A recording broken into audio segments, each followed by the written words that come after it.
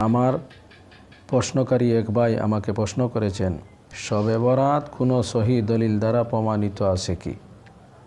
প্রশ্নকারী ভাইয়ের প্রশ্নের উত্তরে আমি বলবো,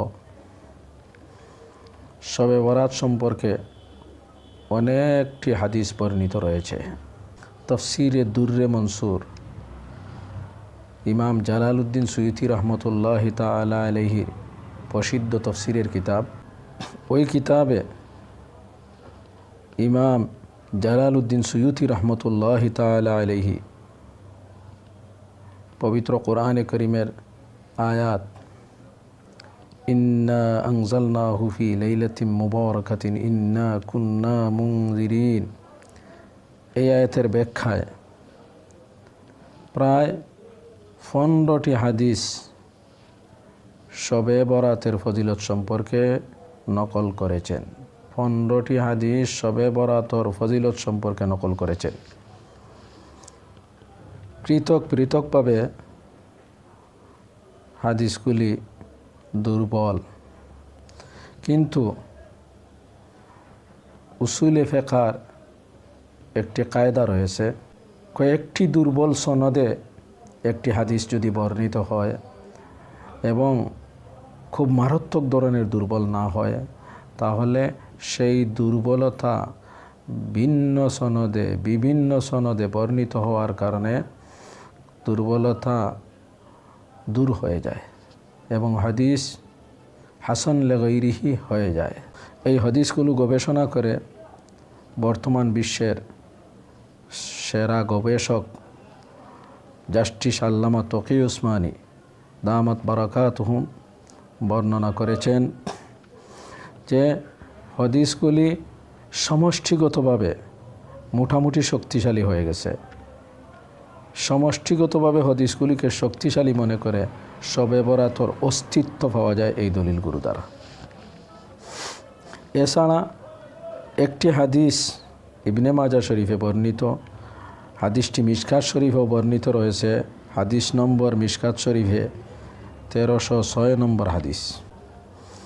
হযরত আবু মুসা আশআরী রাদিয়াল্লাহু তাআলা আনহু থেকে বর্ণিত, আন আবি মুসা আল-আশআরী রাদিয়াল্লাহু তাআলা আনহু قال قال رسول الله صلى الله عليه وسلم إن الله تعالى لا يطلع ليلة النصف من شعبان فيغفر لجميع خلقه إلا لمشرك أو مشاح।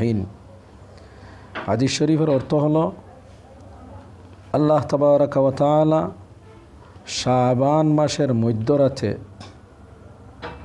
জগৎবাসীর প্রতি দৃষ্টি করেন এবং আল্লাহ তাআলা সমস্ত মখলুককে ক্ষমা করে দেন মুশরিক এবং হিংসুক ব্যতীত। এই হাদিসটি সমস্ত মুহাদ্দিসিনে কেরামের মতে সহিহ লিগাইরিহি, বিভিন্ন সনদে বর্ণিত হওয়ার কারণে হাদিসটি সহিহ। এমনকি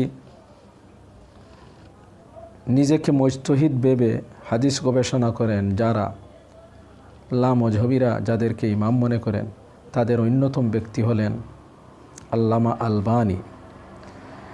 তিনিও মিশকাত শরীফের এই হাদিসটি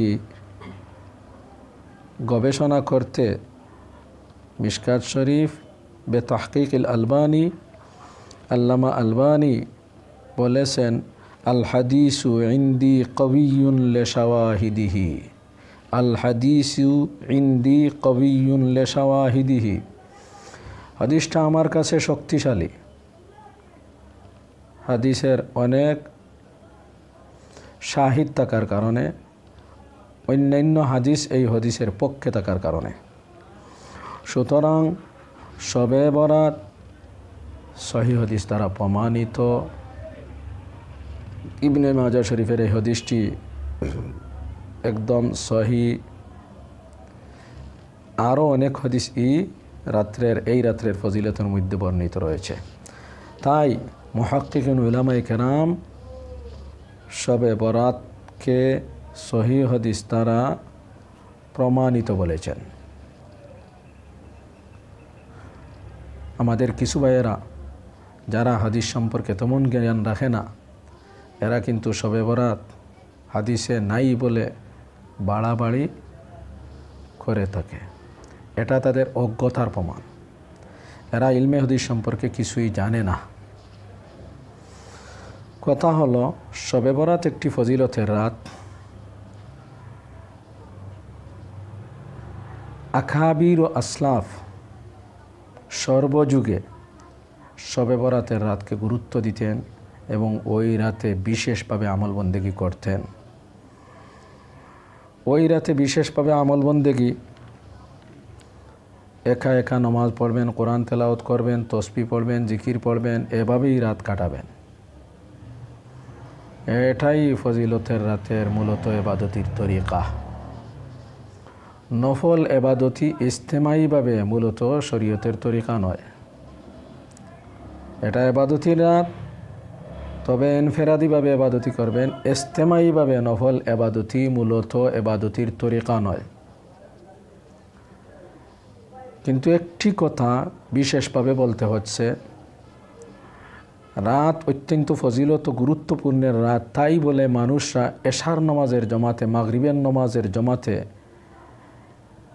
অত্যন্ত আগ্রহ ভরে উপস্থিত হয়।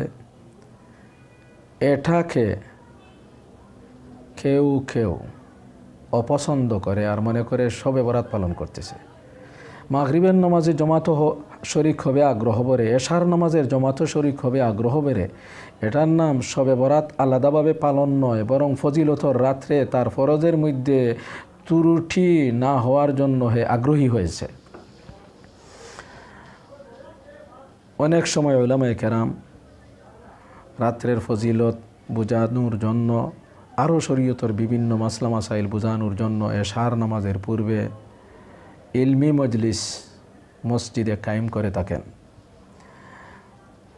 1.5-2 ঘন্টা, না হয় মাগরিব থেকে এশা পর্যন্ত ইলমি বয়ান করে থাকেন।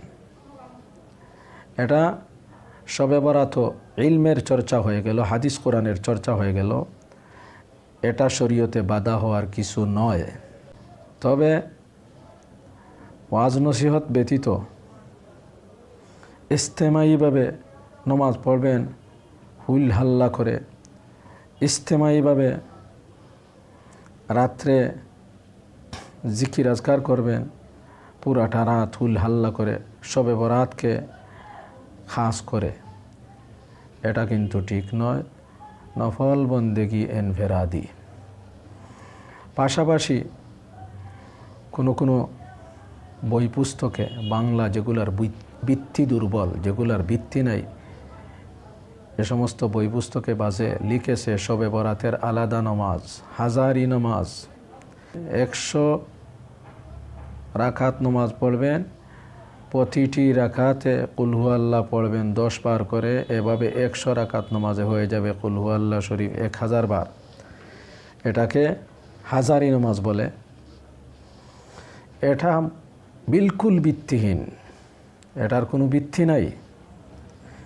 শবে বরাতের আলাদা কোনো নামাজ নাই, শবে কদরেরও আলাদা কোনো নামাজ নাই, কোনো ফজিলতের রাতের আলাদা কোনো নামাজ নাই।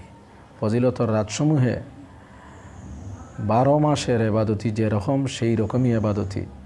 তাহাজ্জুদের নামাজ পড়বেন বা নফলর নিয়তে আপনার মনে যা চায় সেই পরিমাণে নামাজ বন্দেগী করতে পারেন। তাহাজ্জুদের আগের সময় পর্যন্ত যদি আপনি ইবাদতি করেন, নফলের নিয়তে আপনি মনে যা চায় নামাজ পড়তে পারেন।